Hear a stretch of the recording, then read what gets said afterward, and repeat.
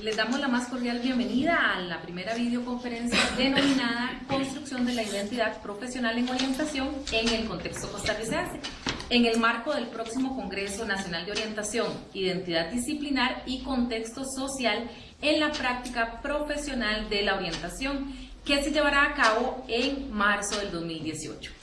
Para nosotros es un honor contar con su presencia. Este ciclo de videoconferencias representa un espacio de comunicación que permite el intercambio del conocimiento en tiempo real, con el fin de aprovechar las posibilidades que nos da la tecnología. En este momento, con el fin de aprovechar estas posibilidades, estamos conectados, entrelazados con 36 salas a lo largo del territorio nacional, gracias a la plataforma del Instituto de Desarrollo Profesional, que es el que nos está en este momento recibiendo. En este momento le voy a dar la palabra al presidente del Colegio de Profesionales en Orientación, el máster Luis Emilio, que les dará unas palabras.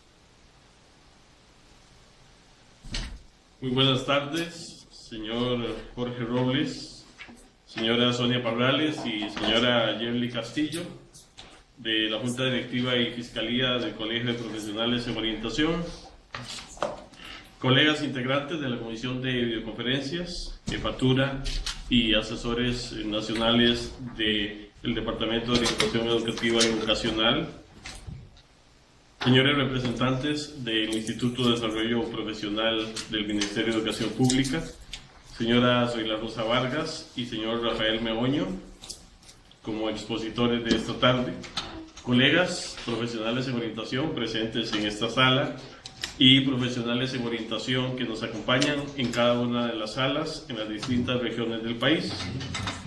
Con gran ilusión, hoy damos inicio a este ciclo de videoconferencias como preámbulo para el segundo Congreso Nacional de Profesionales en Orientación, Costa Rica 2018. Este es un esfuerzo de parte del Colegio de Profesionales en Orientación y la Comisión de Videoconferencias, en conjunto con el Ministerio de Educación Pública y el Departamento de Orientación Educativa y Vocacional, a quienes extendemos nuestro más sincero agradecimiento. Destaca el trabajo en equipo de los colegas profesionales en orientación que integran la Comisión de Videoconferencias, gracias a quienes esto ha sido posible. Agradecemos particularmente a Susana Aguilar Alfaro, coordinadora de esta comisión, a don David Chavarría, Stephanie Washburn, Carol Morales, Jorge Ballestero, Viviana Cerdas, Jolien Figueroa, Jorge Robles, Emerson Quiroz, Ana Betty González y Marco Álvarez. Además, agradecer el apoyo de siempre de doña Patricia Ruz, secretaria administrativa del CPO y coordinadora general del Congreso. Hoy sembramos una semilla en la construcción de la identidad profesional en orientación en el contexto costarricense a través de esta videoconferencia. Seguros de que juntos asumiremos con entusiasmo y compromiso esta nueva etapa de desarrollo profesional. Mi admiración y reconocimiento a cada uno de los profesionales en orientación por la labor invaluable que llevan a cabo en los centros de trabajo todos los días. Muchas gracias.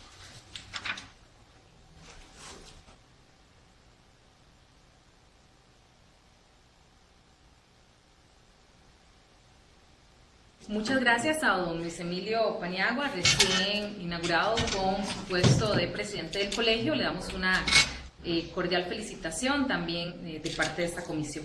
Bueno, el primer tema que abordaremos el día de hoy pretende favorecer la reflexión en torno a la construcción de la identidad profesional en orientación desde referentes epistemológicos que permiten comprender el desarrollo disciplinar en el contexto costarricense.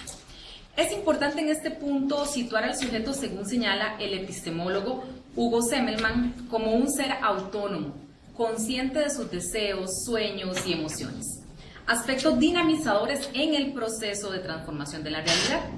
El conocimiento como un desafío posible permite al ser humano articular en la enseñanza la conciencia histórica como un presente potencial en el desarrollo integral del ser humano.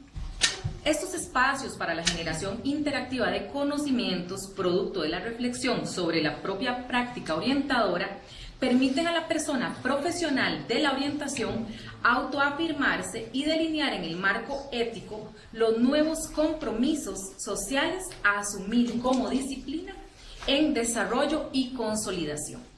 El tema que hoy nos convoca será desarrollado por dos expositores, don Rodolfo Meoño Soto y doña Zoila Rosa Vargas Cordero. La dinámica de esta videoconferencia será la siguiente. Vamos a darle la primera participación a don Rodolfo, luego la compañera Zoila Rosa también nos va a hacer su exposición, vamos a hacer un resumen en medio de cada participación y al final, para cerrar las videoconferencias, vamos a dar pases a las salas o a la sala principal también con preguntas. Tenemos varios mecanismos de consulta que se los voy a explicar en un momento. Me permito presentar a las personas expositoras de esta primera videoconferencia: el filósofo señor Rodolfo Meoño Soto, especialista en epistemología, teorías críticas y derechos humanos, licenciado en filosofía, máster en educación y doctor en derechos humanos y desarrollo por la Universidad Pablo Olavide, Sevilla, España, académico de la Escuela de Filosofía y del Instituto de Estudios Latinoamericanos de la Universidad Nacional en Costa Rica.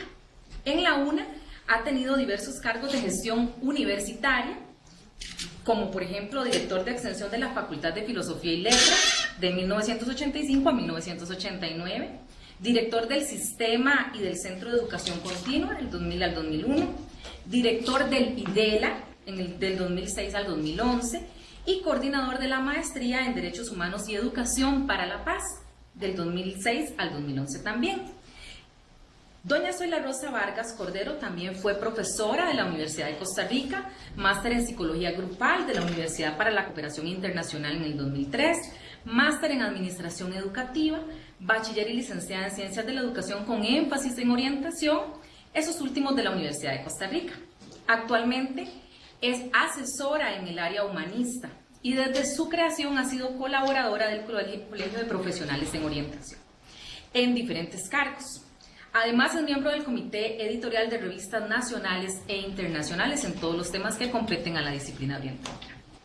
Al finalizar, como les repetía, ambas presentaciones, se abrirá un espacio para consultas que pueden hacer por diferentes vías. Por ejemplo, desde la sala en la que ustedes se encuentran, compañeros a lo largo del país, o mediante WhatsApp, que tenemos también a la tecnología de nuestro lado. Para ello vamos a facilitarles el número de teléfono al que pueden enviar sus consultas vía WhatsApp: 85 76 33 58. Les repito, 85 76 33 58. También queremos siempre favorecer el desarrollo de todas las acciones que hagamos como profesionales y para ello hemos realizado una evaluación que se puede acceder mediante un código QR que les estaremos presentando al final, que se facilitará en su debido momento.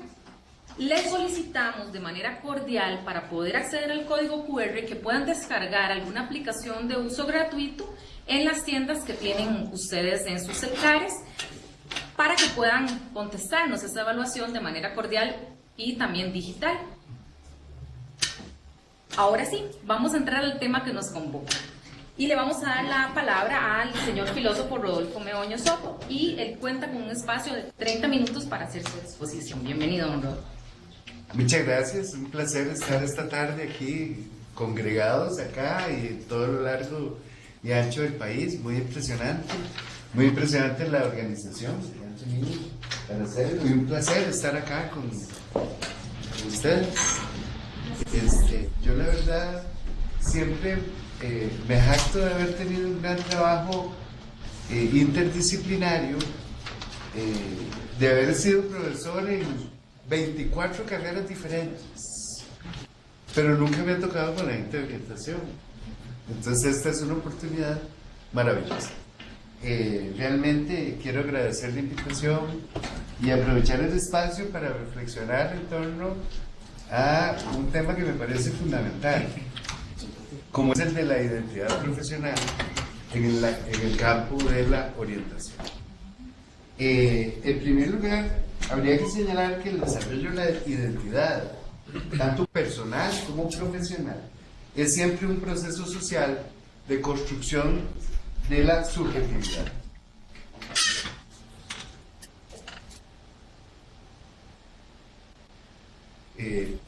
Y es un proceso que está siempre inserto en una determinada cultura.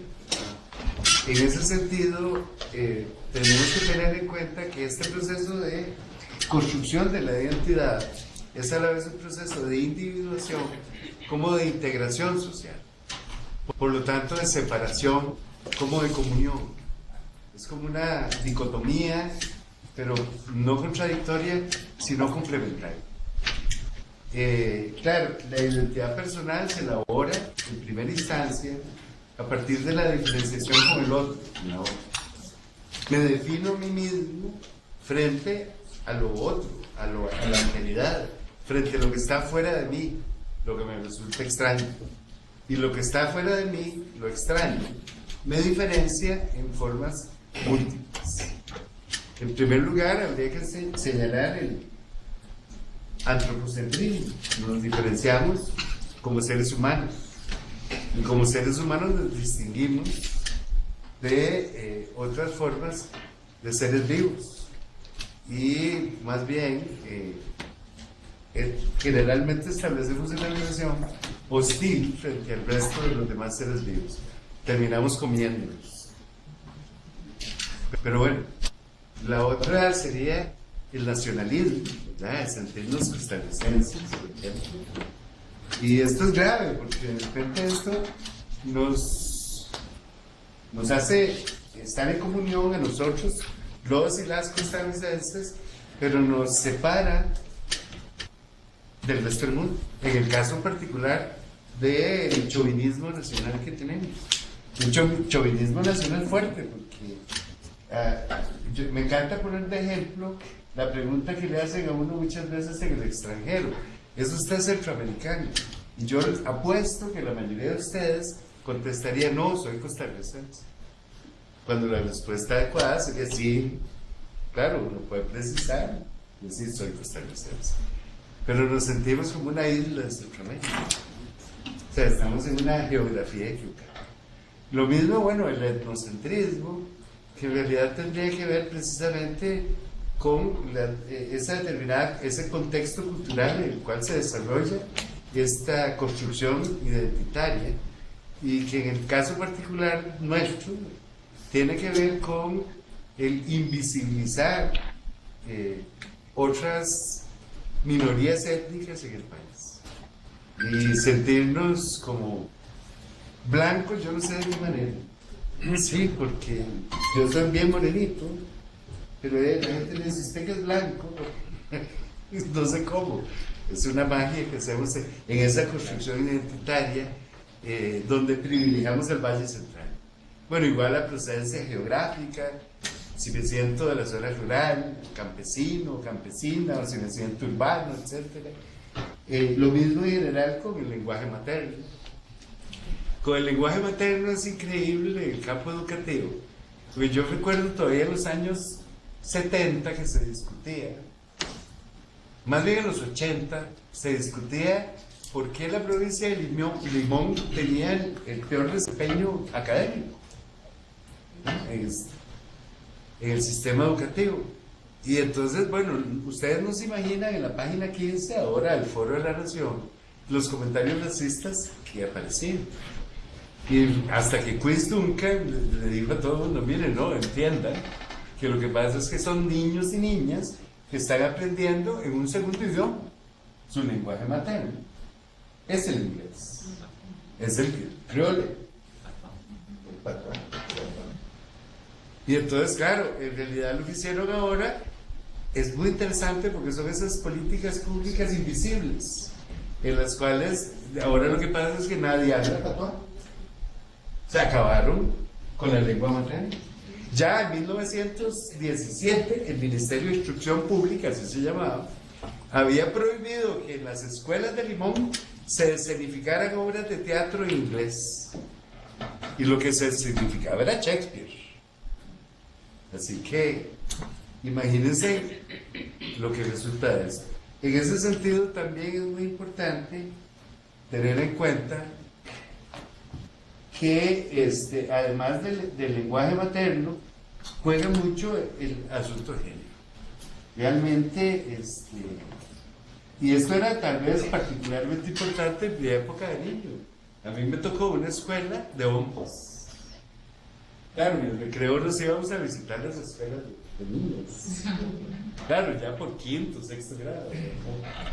Pero desde esa perspectiva, es muy importante tener en cuenta esas formas de identificación en términos de género, también de edad, de clase y de preferencia sexual. Además, adquirimos múltiples identificaciones y me inscribo voluntariamente en distintas comunidades. ¿Verdad? En ese sentido, vale señalar esto como una forma muy importante, estas identificaciones, ¿verdad? Me identifico como intelectual, o como artista, o como ecologista, o no, en el caso de Donald Trump, por ejemplo, o como feminista, o no, ¿verdad? Porque ahora estamos ahí debatiendo en la Universidad Nacional contra los que hablan de la ideología de género, ¿verdad? Como si las diferencias de género fueran una patraña, como decía Trump, como el cambio climático, ¿verdad? Y también, bueno, tenemos identificaciones ideológicas, artísticas, recreativas. Las identificaciones recreativas son particularmente interesantes. El cuento es ser sapricista o liguista, o herediano, ¿verdad? O sea, habrá que ser campeón. Pero yo no dejo de sufrir cada vez que juega la liga, ¿verdad? Pero el equipo. Y de repente entonces o somos del Real Madrid o somos del Barcelona, ¿verdad? Y son identificaciones fuertes que nos hacen vestirnos, gastar dinero, etc. Estas identificaciones permiten la apropiación de unos y de otras como mi propia extensión, ¿verdad? Como mi propio yo. O sea, yo supero la alteridad, la separación con el otro, con la otra, mediante estos procesos de identificaciones, ¿verdad? Entonces son procesos de integración a la vez de segmentación, ¿verdad? Segmentación que puede llevar a la violencia extrema, como el caso que nos sucedió en Cartago el domingo pasado, ¿verdad? Muy lamentable, por un partido de fútbol. Dichas identificaciones se sustentan en las representaciones que conforman el imaginario social, representaciones que se expresan en términos de preconceptos o estereotipos, actitudes, pautas de comportamiento. Pero esas representaciones en el imaginario social no son estáticas, ni están formalmente jerarquizadas, tampoco son coherentes. Esto me parece particularmente importante. Vean que a mí me tocó crecer en una época absolutamente patriarcal, donde el machismo era terrible. O sea, la gente joven no se puede imaginar las convenciones que había. O sea, por ejemplo, caminar por la acera era el hombre afuera, la mujer adentro. Si iban dos hombres y una mujer, la mujer en el centro. ¿Verdad? Y todas las formas de todo, el cortejo, el noviazgo, ¿verdad? O sea, realmente era la Costa Rica de los años 60. Y entonces superar esos patrones machistas es fuerte. Como igual superar patrones racistas es fuerte. O sea, Costa Rica, y en particular el Valle Central, se caracteriza por ser bastante racista y muy negadora de ese racismo. Y en ese sentido, superar esos... Yo recuerdo los chistes, que todavía se cuentan con minorías étnicas. Y eso no es fácil. Lo que habría que entender es que no podemos entender el imaginario social como una cosa estructurada, donde hay representaciones jerarquizadas, sino como dice Cornelius Castoriadis, es como un magma, ¿verdad? Como el magma que sube y baja.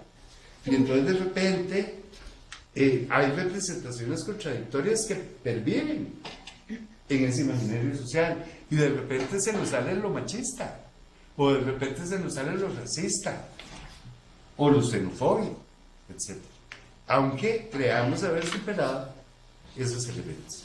Por eso hablamos de que son relaciones no jerárquicas, sino heterárquicas, donde siempre hay jerarquías pero cambiantes. Y entonces de repente en el estadio se me sale lo racista. Y resulta que la Liga Deportiva Alajuelense, que es mi equipo, es el único equipo de la CONCACAF que ha sido multado por insultos racistas en un partido de fútbol contra el Impact de Montreal, cuando comenzaron a hacerle voces de mono a un jugador del equipo de Alajuelense. O sea, pero vean ahí cómo de repente en un contexto determinado afloran esas representaciones machistas. En ese sentido decimos que el imaginario social es un magma de representaciones, ¿verdad? Donde esas representaciones están jerarquizadas, pero jerarquizadas contextualmente. O sea que esas jerarquías son cambiantes. Y aquí habría que diferenciar lo que Castoriadis llama las representaciones instituidas de las instituyentes.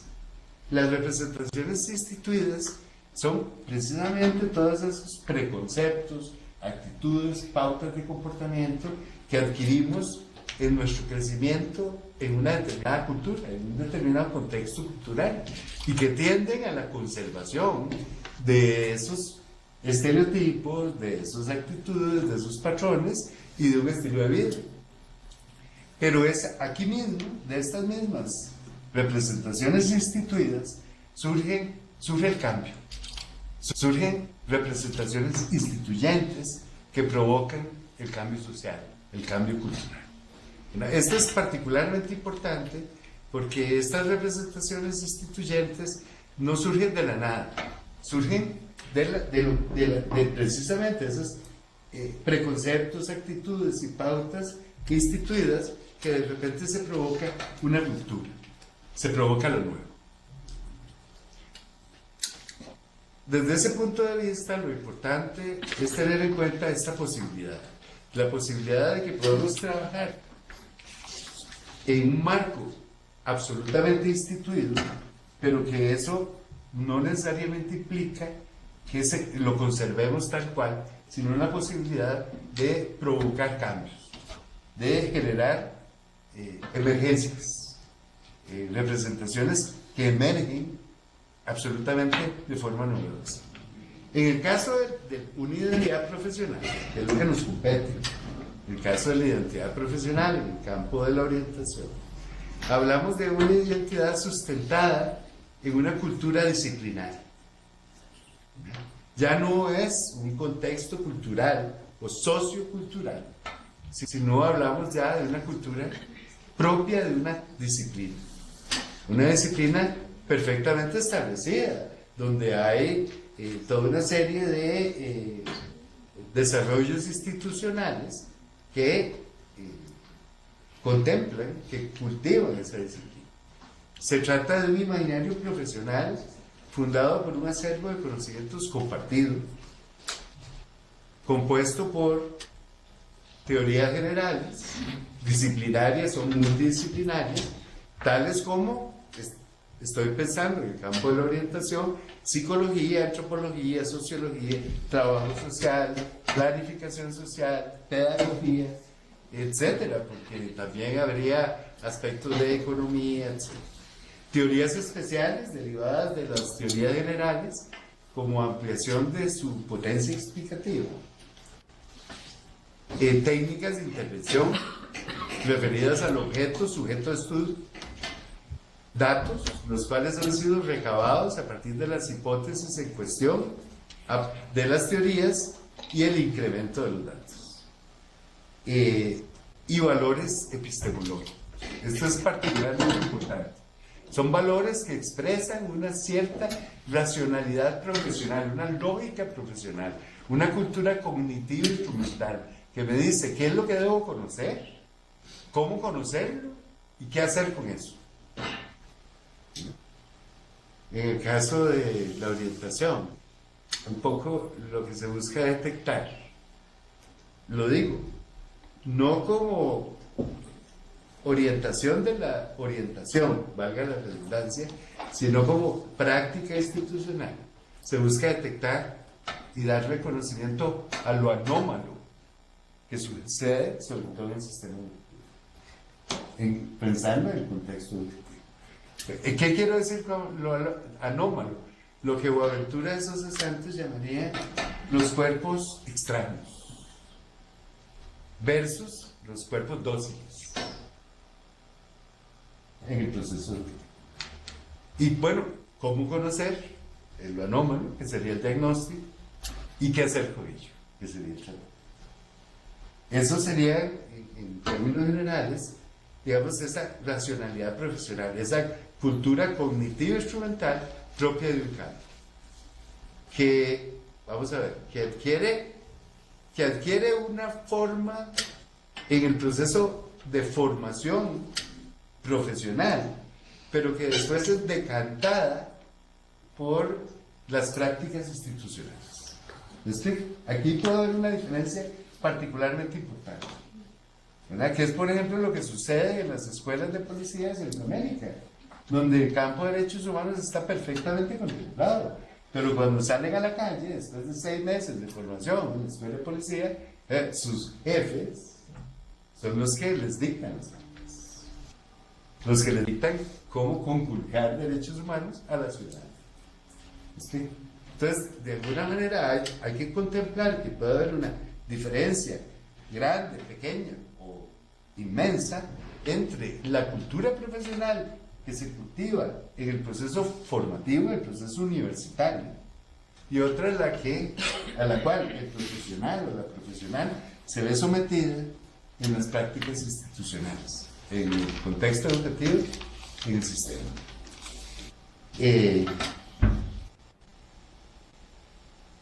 Que son un conocer y hacer, esa cultura, acreditados por filtros sociales, la universidad, que es la que titula, el colegio profesional, que reconoce, el servicio civil docente, que califica, la carrera académica, que me da pluses, ahora tan cuestionados, ¿verdad? Y las revistas especializadas, que me cierran la puerta, me la abren, como profesión. El acervo de conocimientos compartido, además de las competencias propias del plan de estudios. El plan de estudios en el sistema educativo debe contemplar, más bien tanto en el sistema educativo, pero antes en el proceso de formación universitaria, debe contemplar los currículos oculto y paralelo de la disciplina, en tanto disciplina universitaria, ¿verdad? Vean que en ese sentido es particularmente importante tener en cuenta tanto el aprendizaje, ya no solo de los contenidos, sino como las propias prácticas educativas, pedagógicas en la universidad nos desarrollan patrones de comportamiento, actitudes, etcétera, que después vamos a reproducir en las prácticas profesionales. Y el currículo paralelo, que de repente puede ser particularmente importante, que tiene que ver más bien con las relaciones horizontales entre compañeros y compañeras de aula. Desde ese punto de vista, vean que esa cultura profesional se ve enriquecida no solo visualizable en el plan de estudios, sino que habría que verlo en las prácticas pedagógicas y en los procesos horizontales entre homólogos. No es solo lo que está explícito en el plan de estudios, sino también lo implícito en los procesos de aprendizaje. Entonces, bueno, un ejemplo de currículum oculto sería el juramento de Hipócrates. Que el juramento, lo pongo de ejemplo porque el juramento de Hipócrates en el caso de la carrera de la medicina, ha sido recortado. Pero lo que fue recortado todavía está presente en el currículum oculto. Muy interesante, porque lo que fue recortado es una parte del juramento original griego, en el cual Hipócrates dice, le recomienda a los aprendices de medicina que no le deis perlas a los cerdos. Así dice, no darle perlas a los cerdos. Y efectivamente es lo que sucede en la profesión médica, independientemente del carácter, de la personalidad de la persona individual. La formación lleva a romper la comunicación con el paciente, con la paciente. Yo no tengo nada que decirle a la paciente, o sea, ella no tiene, o el paciente no tiene nada que decir. Yo soy el que diagnostico, yo soy el que sé cómo, y no tengo por qué darle explicaciones, no me va a entender, es darle perlas a los cerdos. ¿Sí? Eso no hay un curso en el plan de estudios para enseñar eso. Como tampoco hay un curso en el plan de estudios para escribir mal, para tener fea caligrafía, como hacen los médicos y las médicas. Es parte del currículum oculto y es parte de no darle perlas a los cerdos, que yo no entiendo la receta que me dieron, lo pagué por ella. ¿Verdad? O sea, es como seguir hablando en latín. Entonces, vean, es muy interesante esas cosas que suceden en el currículum oculto. Pongo el ejemplo de la medicina, pero en el campo de la educación, el currículum oculto, no, en general, en el campo educativo es terrible, porque el elemento fundamental del currículum oculto es la competitividad, el individualismo y el egocentrismo. Eso es lo fundamental. ¿Y cómo se logra inculcar eso en las personas? Por medio de un sistema de evaluación. Yo desde que entro, a primer grado, en general no sucede, pero ya cuando entro a primer grado, bien, lo primero que me entero es que me van a poner un número o una letra, da lo mismo, pero en competencia con mis compañeros y compañeras de clase. Ya. Y ustedes me dicen, bueno, pero ¿cómo haríamos? Tenemos que tener la evaluación. ¿Por qué la evaluación puede ser colectiva? ¿Por qué no pensar que todo el grupo aprueba o desaprueba, lo logra o no lo logra? Porque tiene que ser individual. Explico, pero vean, ahí es donde está, ahí es donde se encierra el currículum oculto. En procesos tan simples como que haya un sistema de evaluación determinado. No que haya un sistema de evaluación, sino uno determinado. En ese sentido, bueno, parte de ese currículo oculto es una relación vertical que establecemos, y en donde se establece una línea abismal entre el saber y la ignorancia. El profesor, la profesora es el que sabe. El estudiante no tiene nada que decir, no tiene nada que aportar. Perdón, excepto el preescolar. No, digo esto porque efectivamente, de repente, para encontrar soluciones, muchas de esas soluciones están ahí en la mesa. En preescolar uno no se queda, no aprueba o reprueba. En preescolar hay una recomendación de seguir adelante, hacer la transición o reforzar el aprendizaje, pero no hay una aprobación, una reprobación. ¿Verdad? Es como la locura. Yo siempre me encanta criticar esa dicotomía de clase y receso. Y además es una locura eso de que las clases duren lo que duran, con lo que sabemos hoy desde el punto de vista psicológico es realmente antipedagógico, pero siguen durando 40, 50 minutos. Y entonces la locura es esa, de que yo digo, ¿por qué tiene que haber clase y receso? Y entonces la gente me dice, pero ¿y si no, cómo hacemos?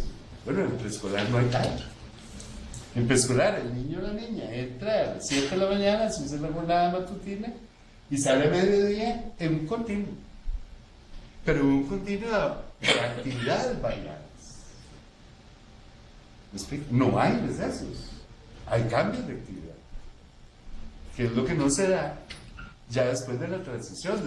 Después de la transición es terrible. Imagínense, después de un niño y una niña haber pasado feliz 2 años en preescolar, ahora próximamente 3, de repente pasar a un aula con pupitres, todos sentados, viendo enfrente, en la mesa grande de la niña, o la teacher, ¿verdad? Es terrible. O sea, yo más bien lo que digo siempre es que la pregunta no es porque hay gente que es excluida del sistema educativo, sino más bien al contrario, ¿cómo es que lo logramos nosotros? Tenemos una gran capacidad de resiliencia para aguantar todo eso, desde la escuela, el colegio, la U, etc.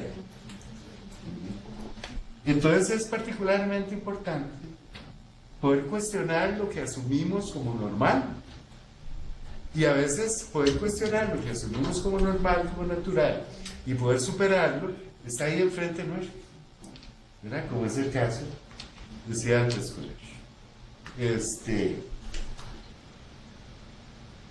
¿Por qué?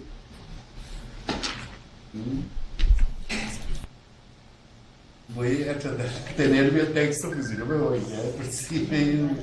Perfecto, muchas gracias. Desde el punto de vista de la pedagogía crítica,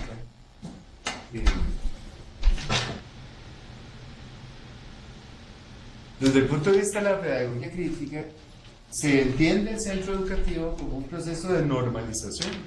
Eso que Boaventura Sosa Santos llamaba generar cuerpos dóciles, de inducción al trabajo y obediencia civil. Son procesos de regulación, pero también, esto es lo fundamental, lo importante, es que hay procesos de regulación, pero también se pueden abrir procesos de construcción de autonomía, de construcción de emancipación. Entonces, bueno, ¿cuáles son cuáles? Los procesos que pongan en práctica, los de autonomía, serían aquellos que pongan en práctica un conocimiento prudente para una vida decente. ¿Qué quiero decir con esto? Que no es una expresión mía, sino de Boaventura Sosa Santos. Lo que se quiere plantear es que no podemos pensar las técnicas de intervención desde nuestra perspectiva como profesionales, sino desde la perspectiva de los sujetos que reciben esa intervención. Por ejemplo, y entonces, el manejo de límites. Nuevamente, vámonos a preescolar o primero o segundo grado de escuela. Bueno, ¿cómo manejar el comportamiento del estudiantado?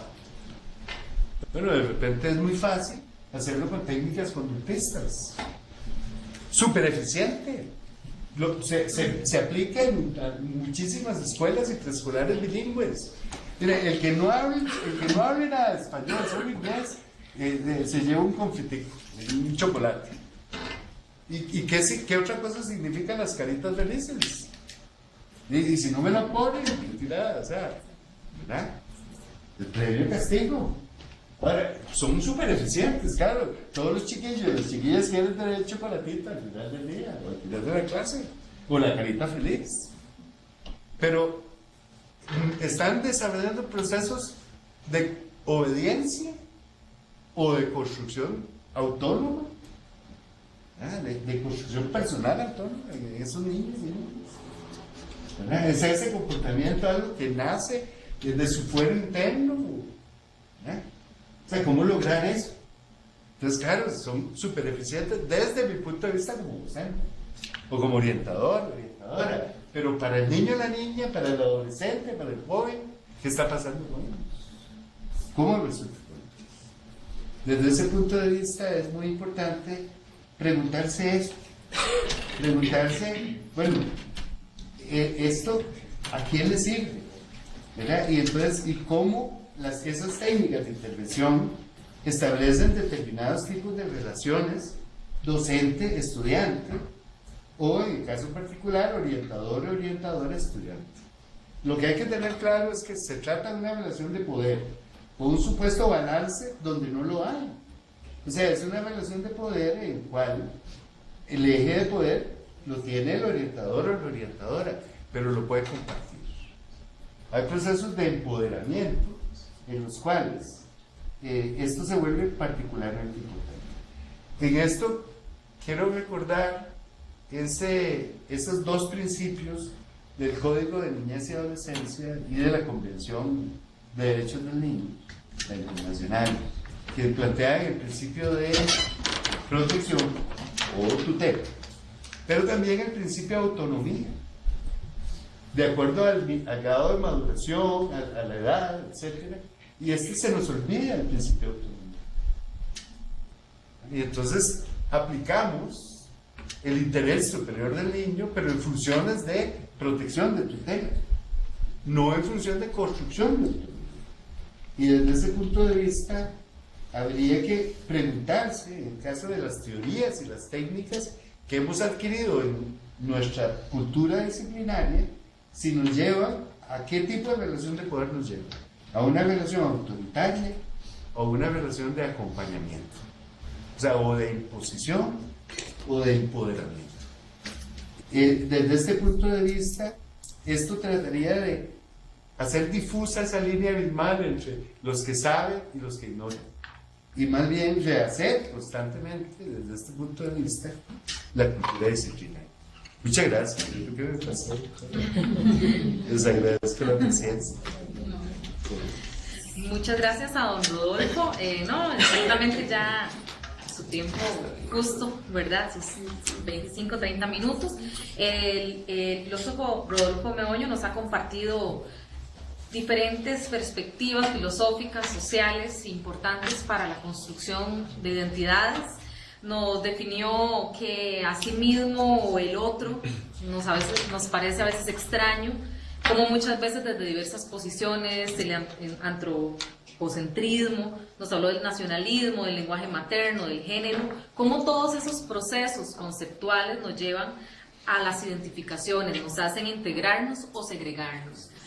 Superar los estereotipos no es fácil, por lo que el imaginario social también cuesta superarlo, es un tema de trabajo para la orientación.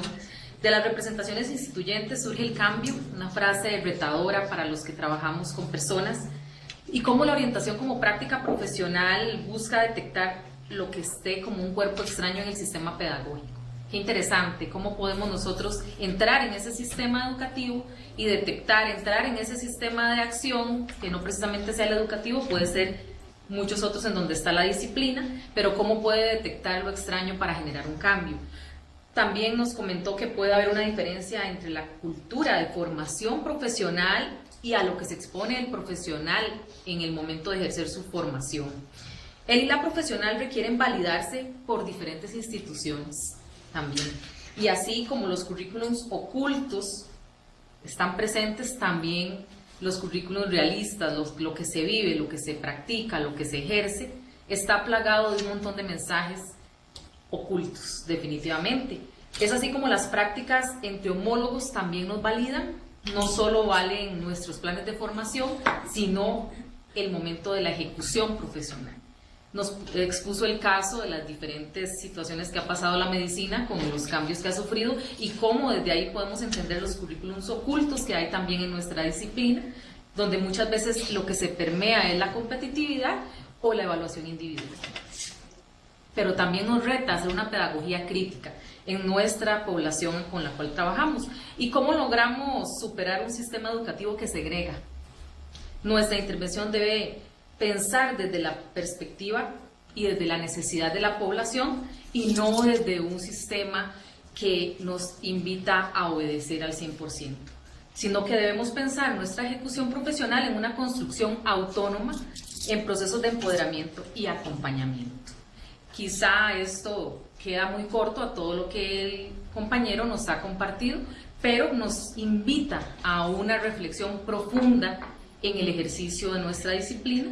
Y para ello también vamos a invitar a la máster Zoila Rosa Vargas para que nos acompañe y nos ofrezca su exposición.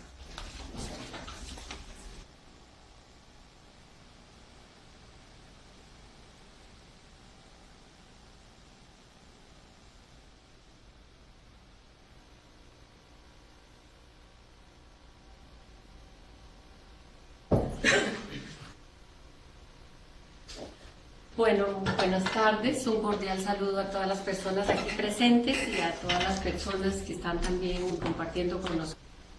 instancia. Es para mí un gusto compartir con ustedes también un tema que para mí es sumamente importante y por ello acepté cuando me invitaron a participar con el tema. Si bien es cierto, la mayoría de nosotros como profesionales de orientación nos gusta más como meternos en el quehacer directo, en lo que son técnicas, en lo que es temáticas, eso también es relevante y ahora nos vamos a dar cuenta por qué un tema como la identidad profesional es tan necesaria poderlo dominar.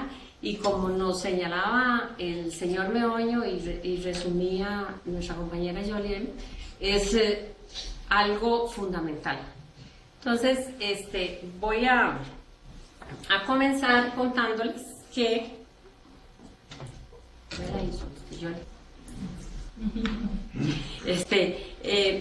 para poder trabajar... Para poder trabajar el tema de la identidad profesional, yo necesité colocarme, necesité posicionarme. Para eso, o sea, yo no les voy a hablar tanto de lo que yo creo, sino de lo que yo pude indagar. No es una investigación totalmente rigurosa, pero sí es una exploración y una indagación de lo que nosotros hacemos. Entonces, para eso, es que me lo puse avanzado, no me lo puse bien. Disculpen, es que ya estaba listo, pero se nos movió la parte técnica.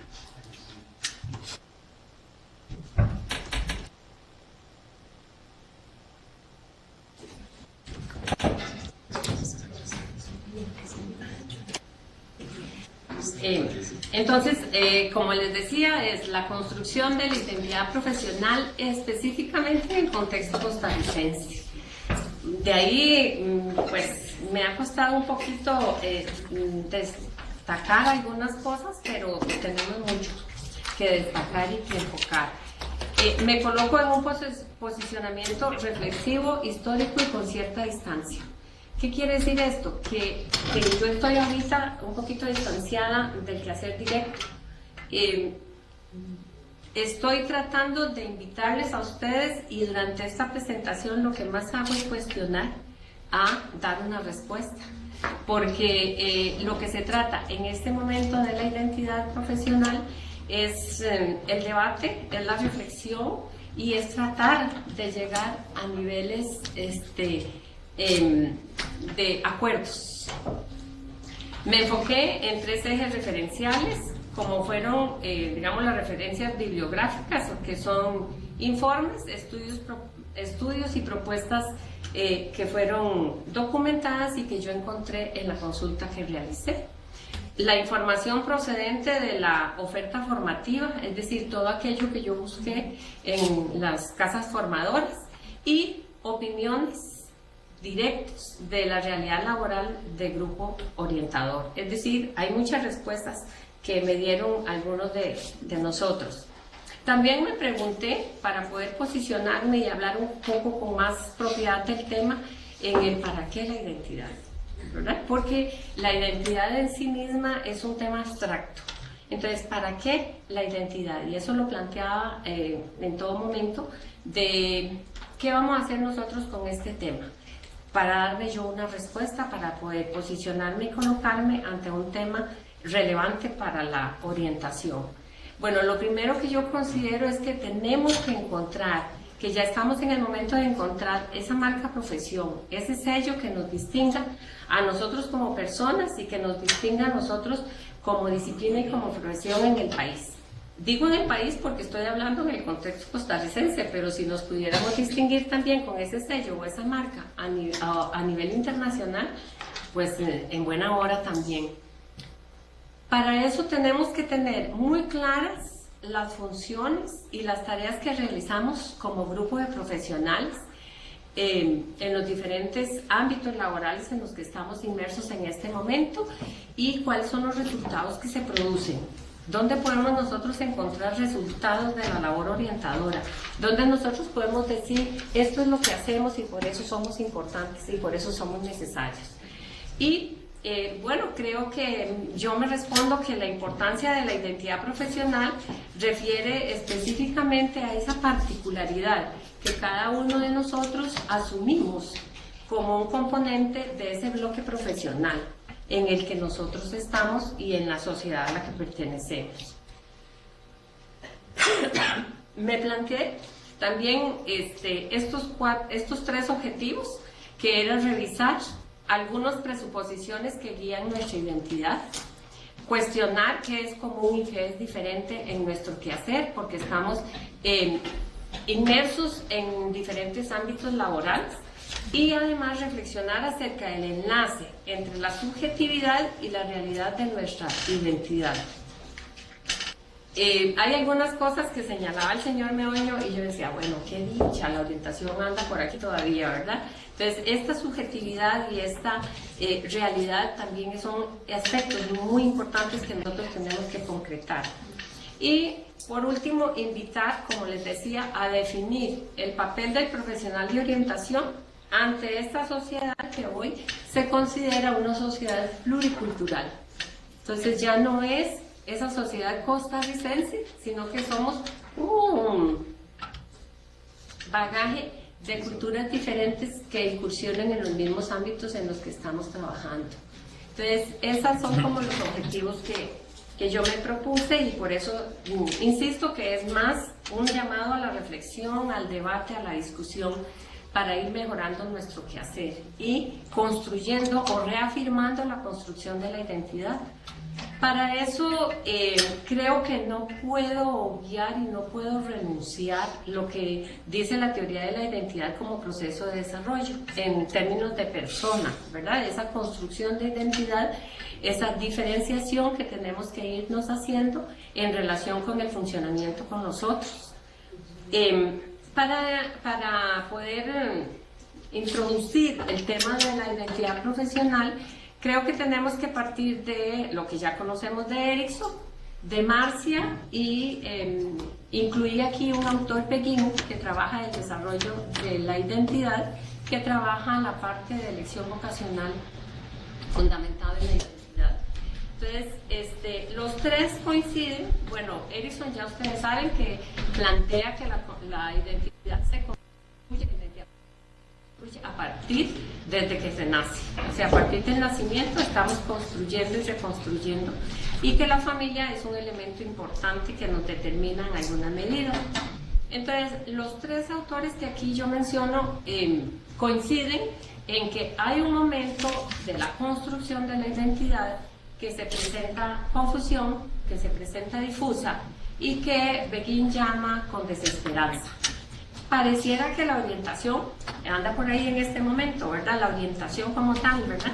En ese proceso que todavía, bueno, estamos en la adolescencia, pero ya estamos tirando a ser un poquito más adultos.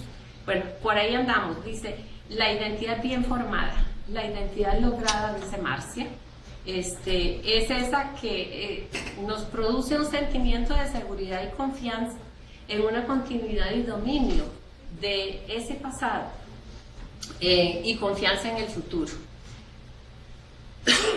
Perdón. Por ahí yo quería hacer un poquito de énfasis aquí, porque la orientación, por lo menos desde la formación, se ha destacado por traer el desarrollo histórico de la orientación, el desarrollo sociológico, el desarrollo epistemológico, filosófico, ¿verdad? Y entonces nosotros en una pequeña conversación que tuvimos un grupito de colegas, decían, es mejor quitar el desarrollo histórico para que no haya confusión. Y yo digo, no, porque eso es como tapar el sol con una mano, no se puede. O sea, no vamos a tapar lo que sucedió allá y entonces, desde aquí y ahora, ¿verdad?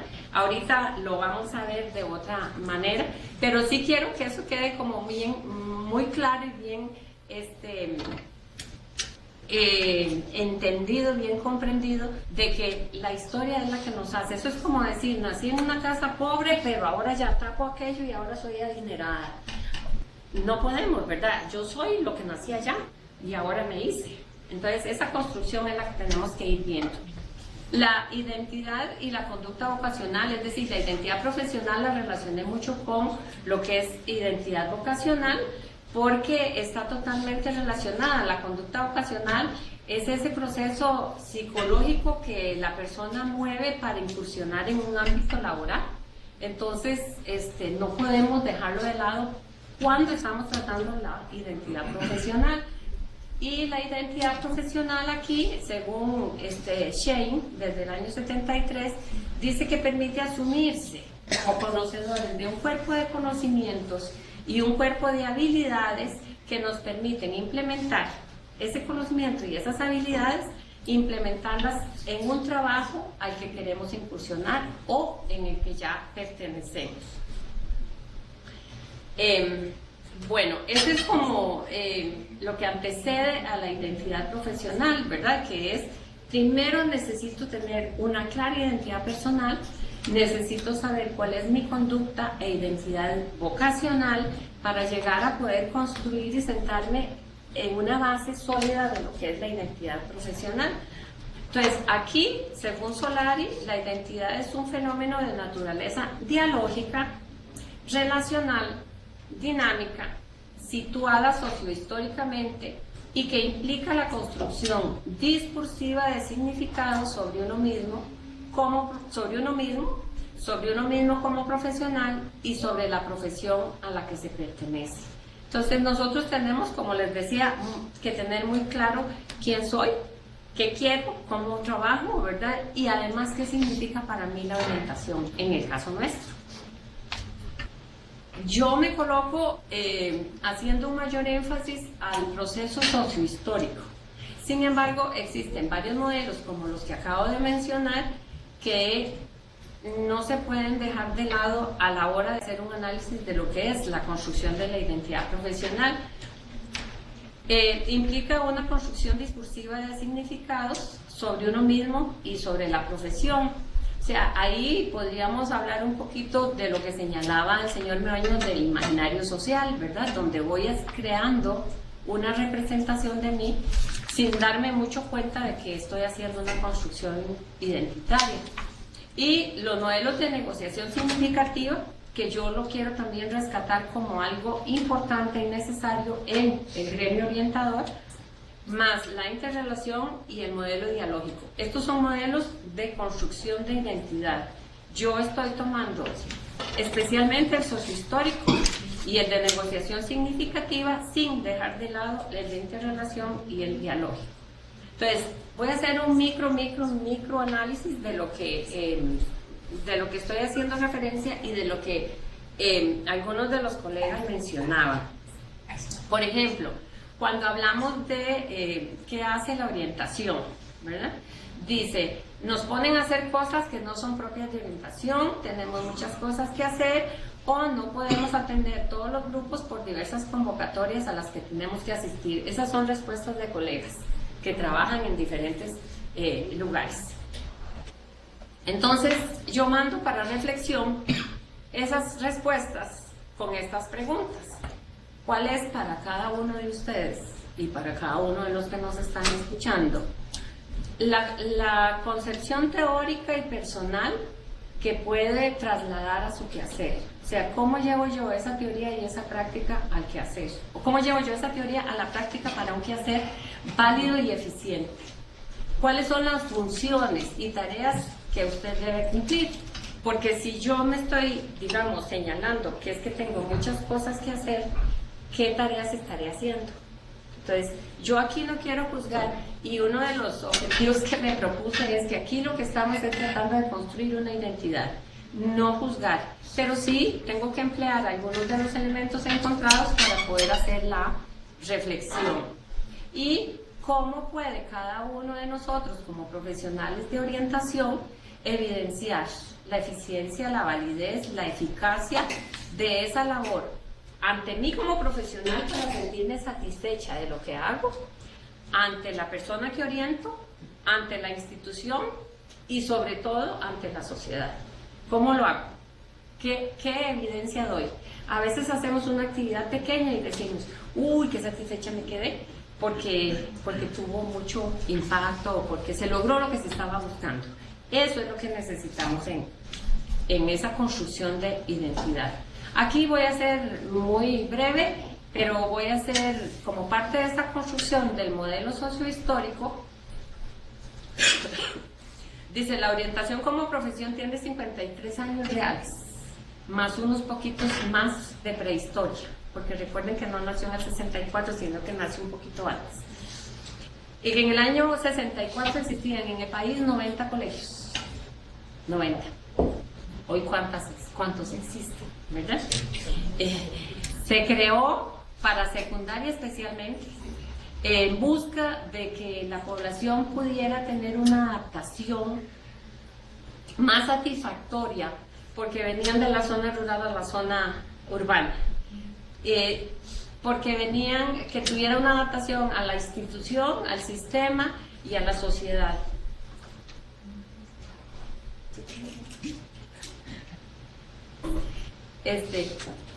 Lo que principalmente se atendía allá y entonces, ¿verdad? En esa época, eran problemas de adaptación, de pobreza, porque la sociedad era muy pobre. Había mucha diferencia marcada en los estratos socioeconómicos, muchos problemas familiares, muchas dificultades de aprendizaje y múltiples necesidades insatisfechas. Les estoy hablando de hace más de 50 años, ¿verdad? Entonces, ¿qué pasa con eso? Bueno, además se nombraron como inspectores. ¿Por qué es importante retomar ese proceso, ese momento histórico en que nace la orientación? Bueno, porque es importante visualizarnos retrospectivamente para reconocer esa trayectoria que nuestra profesión ha hecho y cómo la ha hecho y ese quehacer que hizo.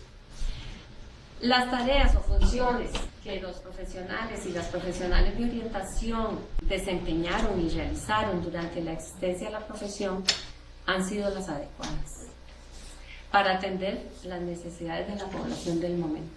Que tanto criticamos y tanto criticamos, pero así era. Era esa sociedad, para atender esa necesidad, se creó el profesional de la orientación. Entonces no podemos criticar lo sucedido en un momento histórico desde una época muy diferente.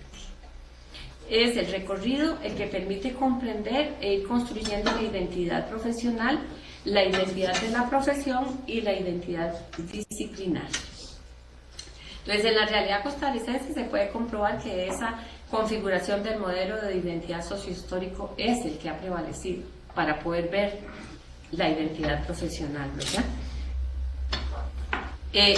Ha imperado precisamente el quehacer, o sea, la labor y la formación, porque no teníamos otras cosas, pero empezamos a tener tareas, o sea, ¿qué se hacía? Y una formación que iba paralela, no tanto, pero que ahí iba. Así fue como comenzó y así fue como se empezó a identificar la orientación. Entonces sí hay una identificación un poquito diferente. Entonces ahora que paso al otro modelo de negociación significativa y a lo que rescaté de él, y es que cada profesional tenemos que ser honestos con nosotros mismos y tenemos que ser explícitos en los lugares de trabajo. ¿Por qué? Porque decíamos que las labores se critican porque se hacía aquello o esto, ¿verdad? Entonces, ¿qué significa la negociación significativa? Que yo pueda presentar mis atestados, que yo pueda presentar mis descripciones de lo que soy y de lo que puedo hacer, ¿verdad? La descripción de mí misma como persona, como profesional, y cómo me diferencio de las otras personas que están en el entorno laboral. Porque muchas veces decimos, es que como en el departamento eso es lo que se hace, entonces eso es lo que hacemos. Eso es para explicar cómo me diferencio, cómo hago la negociación significativa en la institución en la que estoy y empezar a desarrollar estrategias de negociación e insistir en ejecutar acciones con las que yo pueda comprobar y afirmar la función orientadora, de manera que yo pueda ejercer una posición profesional en cada lugar de trabajo. O sea, yo digo yo, cada uno que estamos en un lugar de trabajo diferente, ¿verdad? Entonces, que yo pueda afirmar esa función orientadora, reafirmarla con evidencia para sentirnos realmente reconocidos e identificados. Entonces, bueno, dentro de una especie de necesidad de tratar en esta presentación está lo que es igual y lo que es diferente, ¿verdad? Entonces, para eso yo digo, primero tenemos que saber cuál es el concepto de orientación que estamos manejando. Aquí yo lo pongo en rojo, ¿verdad? Que falta debate, falta reflexión. ¿Qué es orientación? Entonces, ahí pongo, estas son respuestas que dan, ¿verdad? Los diferentes colegas. Es proceso, es relación, es ciencia, es arte, eso. Yo he destacado esta definición que aparece aquí, que es a la derecha de ustedes, ¿verdad? La orientación es considerada una disciplina que ayuda o acompaña a la persona en los procesos del desarrollo que debe enfrentar a lo largo de su ciclo vital, propiciando la planeación de vida. La traigo aquí porque es una definición de orientación elaborada o construida por colegas costarricenses que se han dedicado al estudio de esto, ¿verdad? Estrada Gómez y Muñoz. Entonces, si nosotros podemos empezar a homologar un poco qué es orientación, ¿verdad? No importa el ámbito en el que estemos, eso es orientar. Entonces empezamos a poder tener un poquito más de conciencia de que, sí, para eso se necesita el orientador o la orientadora, ¿verdad? Para que haga tal cosa. Y para que se orienta, tiene que haber una intención y una justificación, ¿verdad? Que defina el objetivo que planteamos. Después de que ya tengamos esa conceptuación un poco más homologada de qué es orientación, ¿verdad? Si es una disciplina, si es una relación, si es todo eso que ustedes responden o respondemos cuando nos preguntan, entonces necesitamos también conceptualizar un poco cuál es el ser humano en orientación. Y lo pongo ahí también como otro tema a debatir, porque el ser humano es el sujeto de estudio de nuestra disciplina. Entonces tenemos que tener claridad, y aquí a mí me llama la atención cómo a veces nos contradecimos dentro de lo mismo que estamos y cómo eso muestra que tenemos que trabajar en esta construcción de identidad.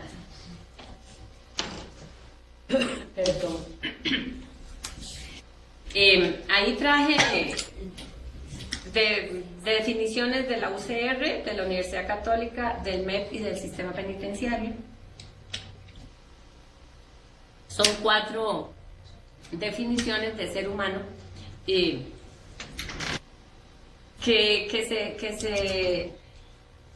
tienen sus similitudes y tienen sus diferencias, ¿verdad? Pero, sin embargo,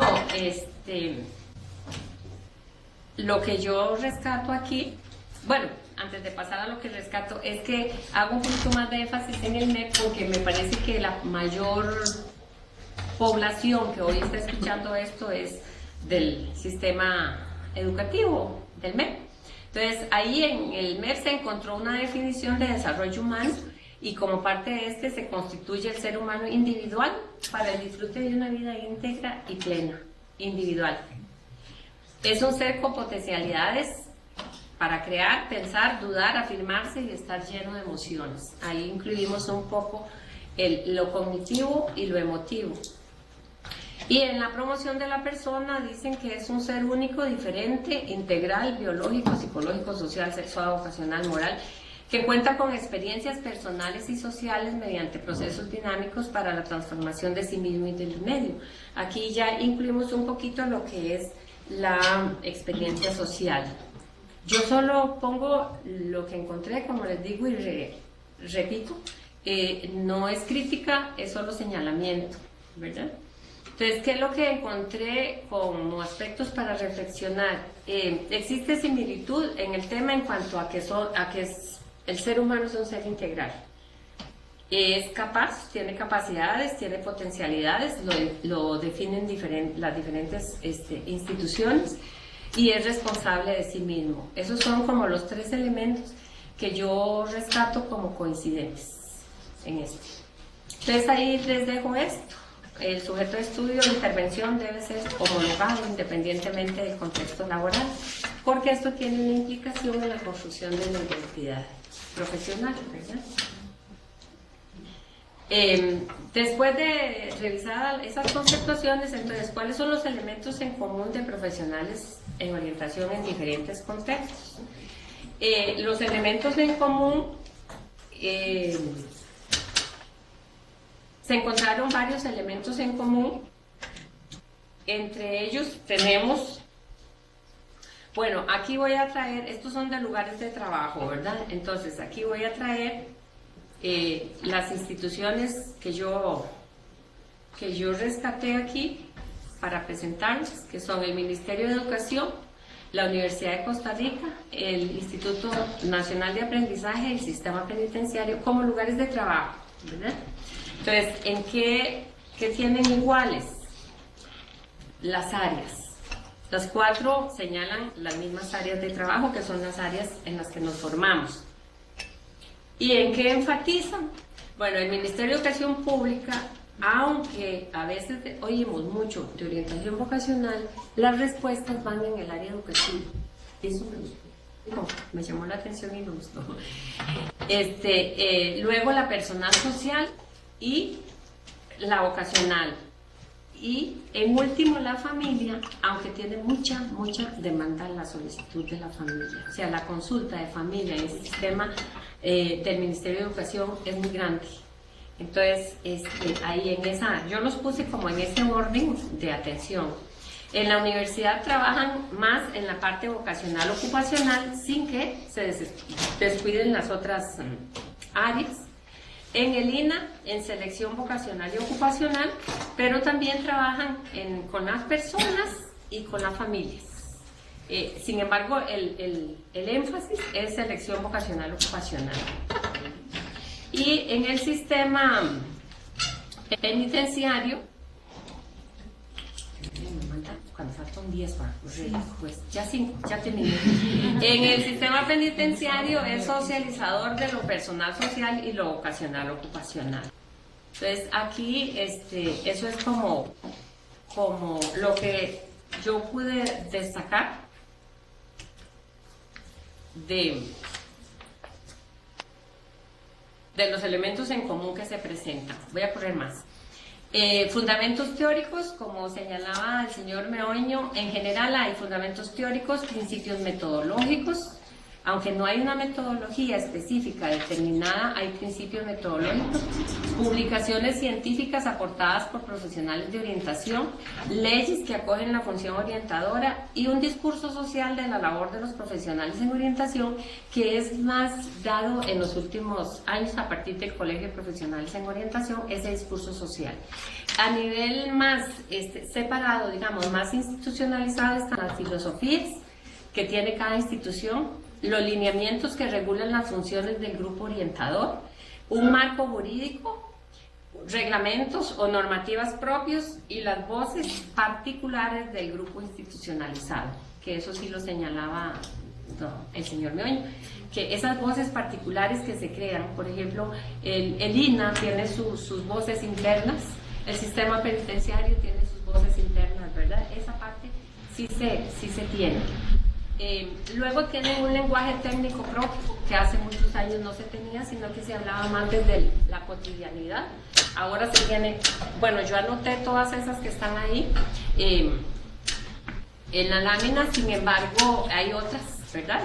Y vuelvo otra vez a la reflexión y a la pregunta, ¿cuál sería la terminología técnica que se emplea con mayor frecuencia en las acciones que usted desarrolla? Para utilizar más ese lenguaje técnico que ya es bastante común entre nosotros. Bueno, después de ese tema ahí que destaco, también las habilidades y competencias que definen la identidad del profesional en orientación.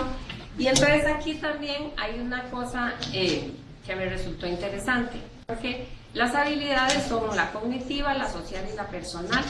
Y las competencias, bueno, las habilidades cognitivas, sociales y personales, ya ustedes las saben, tenemos por las características de nuestro quehacer, tenemos que ser casi súper casi super dioses, ¿verdad? Porque tenemos que ser responsables, ecuánimes, respetuosos. O sea, hay una serie de características que nos demanda la profesión para poder atender a la persona con todo el respeto que se merece. Y entre las competencias señalé estas. Sin embargo, les voy a decir por qué estas. Porque parto de esta definición de competencias, combinar los conocimientos, las habilidades, las actitudes, las predisposiciones motivacionales, las capacidades y todas las disposiciones de personalidad y conducirlo a una actuación eficiente ante ciertas tareas y situaciones. Y sobre todo que ese logro debe ser constatado. Entonces, la competencia no es cuando yo me pongo a competir para correr y llegar primero allá, ¿verdad? Sino es cómo yo logro todos esos conocimientos, unirlos para poder llevarlos de una manera de comprobación al quehacer. Y me permití señalar esto, otra vez, no es que la formación está desligada de la práctica, es saber valorar la importancia, como decía el señor Meoño, el currículum encubierto y el currículum paralelo, ¿verdad? Es saber valorar la importancia de la compleja tarea de poder extender esa competencia para trasladar todos los conocimientos teóricos y las habilidades adquiridas, todo aquello que se aprendió durante la formación profesional al quehacer laboral con eficacia. Esa es la principal competencia que yo rescato de todas las competencias que requerimos nosotros como orientadores. Ya casi me falta esto. Bueno, ya, las preguntas. Bueno, otra cosa importante es comprender que el conocimiento progresa, que el cambio, la realidad social y económica cambia y el desempeño profesional tiene que empatar con eso. O sea, ¿por qué hago esta pregunta? ¿Qué actitudes y habilidades se requieren para atender esa evolución de la ciencia y del conocimiento en pro de la identidad profesional? Y cómo traslada usted los aprendizajes, que ya lo señalé. Las acciones que se diferencian, ¿se las señalo o las cancelo? 2 minutos, bueno, vean, vamos. Así, corriendillo. ¿Qué diferencia la disciplina de la orientación de otras disciplinas? Para mí la justicia social, vista como valores, como el respeto a la diferencia, como la equidad, como esa es la justicia social, nos diferencia de muchas otras disciplinas. La orientación se refiere a aspectos normales del desarrollo y orienta hacia posibilidades del desarrollo. Brinda atención a personas de cualquier edad, se realiza de manera voluntaria y no es evaluativa. No es evaluativa la orientación. Es una profesión preferentemente institucionalizada, sin que por ello no haya gente en el aspecto liberal. Ha sido una fuente de empleo más amplia que otras profesiones de ayuda. En el sistema educativo está amparada la Ley Fundamental de Educación. Tenemos un código de ética propio que no todas las profesiones los tienen. Cuenta con un colegio de profesionales en orientación. No somos trabajadores sociales, no somos psicólogos, no somos sociólogos, somos orientadores y eso lo tenemos que tener. ¿Qué nos diferencia? Tener orgullo de decir soy orientadora cuando lo tenemos, ¿verdad? Y sí, hago referencia a esto y ya aquí termino. Como profesión posee un bajo perfil y falta de prestigio en relación a otras profesiones de ayuda, aunque sí forma parte del imaginario social. Como profesionales somos vistos como personas con menos atrevimiento y voluntad de negociación que los grupos culturales dominantes. La aceptación y la obediencia ha sido la base del posicionamiento profesional que le asigna identidad a la orientadora y al orientador. Entonces, en síntesis, la configuración de la identidad incluye al tipo de persona, al tipo de profesional, al tipo eficiente de la función y la tarea, en el punto relacional en que se encuentra en el lugar de trabajo, la capacidad de negociación que posee, la diferenciación y la asimilación son los principales tipos de posicionamiento adoptados respecto a otros profesionales. La diferenciación y la asimilación. Y ahí los dejo con esto. Y muchísimas gracias. Espero que haya sido un aporte, por lo menos, El primero, que es para todo el trabajo que se va a desarrollar con el Congreso y que se va a ampliar muchísimo más este tema de identidad profesional. Muchas gracias por escuchar.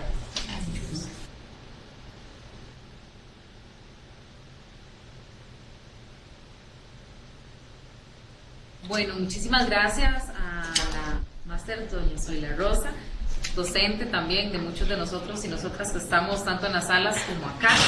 En resumen, ¿verdad? Si pudiera resumir más, no sé si puedo, ¿verdad? Pero ella nos comparte cómo la identidad profesional de la orientación en Costa Rica tiene diferentes fuentes. ¿Para qué la identidad profesional? ¿Para qué? Porque, ¿para qué y el por qué? Porque debemos encontrar una marca profesional, tanto nacional como internacional, para tener claridad de las funciones, para ver la importancia de la particularidad que asumimos desde nuestro bloque profesional. Hay presuposiciones que nos guían, lo común o lo pluricultural, las construcciones identitarias entre la persona y los otros. Necesitamos partir de constructos, definitivamente. Se construye desde que se nace. La familia nos determina y hay momentos de confusión. Definitivamente la teoría nos lo marca y la realidad nos lo confirma. La orientación está como disciplina en ese proceso de construcción de joven a adulta. Y la historia nos determina, nos hace, no la podemos borrar. La identidad profesional también requiere toda una comprensión de la conducta vocacional, o sea, el conocimiento más las habilidades para incursionar en un espacio profesional que construyo con lo que hago. Uno mismo como profesional, uno mismo con la profesión. Hay modelos de construcción de identidad y ella se posiciona desde 2, un poco más. Pero ¿qué hace la orientación? Bueno, lo que no debe hacer, pero le imponen, lo que debe hacer y más, lo que debe hacer prioritariamente. ¿Y cómo se valida lo que debo hacer y lo que hago ante mí misma y ante los demás? Con las realidades, con la historia, con de dónde nacemos, pasando de 90 colegios a no sabemos cuántos todavía, 800, de lo rural a lo urbano, de la pobreza a la adaptación. O sea, el profesional en orientación crece en medio de un contexto nacional, de un contexto que nos alberga como profesión. Nace como inspectores, prevalece en medio de un modelo de construcción sociohistórico, entonces la orientación, y va dando saltos a un modelo de negociación significativo. Lo que soy, puedo hacer y cómo me diferencio. ¿Qué es orientación entonces? Una disciplina que ayuda y acompaña en el ciclo vital, desde los autores nacionales, porque internacionalmente podríamos decir muchísimas más cosas, pero desde nuestra realidad en Costa Rica genera conciencia, genera también una constante duda y una constante interrogación de a quién se orienta y cómo se orienta, desde un concepto de ser humano, un ser con potencialidades, pleno, integral, cognitivo, emotivo, racional. Un ser integral, capaz, que relaciona también con todo lo que nos explicaba don Rodolfo, de crear conciencia de un ser autónomo con necesidades y trabajar desde ahí. Y elementos comunes que señalamos como profesionales en diferentes instituciones: lo educativo, la teoría, la metodología, las leyes, el discurso social mediado por la creación de un colegio, pero cada grupo tiene su propia voz. Y así podríamos decir mucho más cosas de ambas exposiciones, pero creo que es un espacio fértil en este momento para abrir la consulta de ustedes. Ya tenemos 2 interrogantes. Rosibel, desde la Dirección Regional de Coto, consulta a don Rodolfo y a doña Zoila. Pese a que se hacen esfuerzos, esta va dirigida a doña Zoila, pese a que se hacen esfuerzos por comunicar los servicios y funciones de las personas profesionales en orientación, ¿cómo borrar esa imagen de elemento dispositivo castigador que a nivel sociohistórico se le ha atribuido a la orientación en su práctica educativa? Muy interesante esta pregunta, porque toda nuestra construcción identitaria parte de ahí, desde los inspectores de orientación, entonces muy atinada. Y a don Rodolfo, en el marco de la importancia de situarnos frente al otro, ¿cuáles son los retos en desarrollo disciplinar hoy? Quedan claras, les doy el pase a doña Zoila para que responda. Está bien. Bueno, yo diría que eso no se borra. Simplemente es parte de este tema de construcción de identidad, de donde decía yo, de ahí nacimos por una necesidad particular sociohistórica y tenemos que empoderarnos como profesionales de orientación para dar una nueva imagen, para demostrar que eso que se hizo allá y entonces no se está haciendo aquí y ahora. Entonces yo pienso que borrarlo así como el término diría, yo creo que no se borra, es más bien partir como lo señalaba yo ahora, así comenzamos, así nacimos y eso valió en aquel momento, tenemos que darle ahora validez también, de otra manera, desde otra perspectiva, desde otro momento histórico. Muchas gracias. Don Rodolfo, entonces, si nos situamos frente al otro, ¿cuáles son los retos en el desarrollo disciplinar hoy? Bueno, me parece una pregunta muy importante porque permite plantear como una posibilidad de giro, un giro epistemológico en la disciplina. O sea, porque generalmente ese posicionamiento frente al otro, frente a la otra, lo relacionamos con las funciones de la orientación que tendría frente a ese sujeto de estudio e intervención que mencionaba Zoila, pero solo reflejado en el estudiantado, en el contexto educativo. Pero entonces yo creo que habría que abrir el espectro y ese posicionamiento frente al otro, frente a la otra, debe incluir la relación con el personal docente de las instituciones, sea cual sea el contexto educativo. O sea, me explico, o sea, la responsabilidad de acompañar en ciclos vitales de la persona orientadora no debe solo acompañar al estudiantado, sino también a sus compañeros y compañeras docentes y administrativos. Eso me parece que es fundamental, porque si no, no hacemos nada. O sea, realmente en esa labor que no es evaluativa, que es de apoyo, que es de acompañamiento, que me enseñaba Zoila, tenemos que asegurar que se dé también en las aulas, en todas las demás materias, en todos los procesos que se dan en la institución. Entonces yo creo que el profesional, la profesional en orientación, tiene que abrir ese espectro, tiene que dar ese giro. Y claro, su sujeto de estudio e intervención sigue siendo el estudiantado más sus colegas de la institución educativa.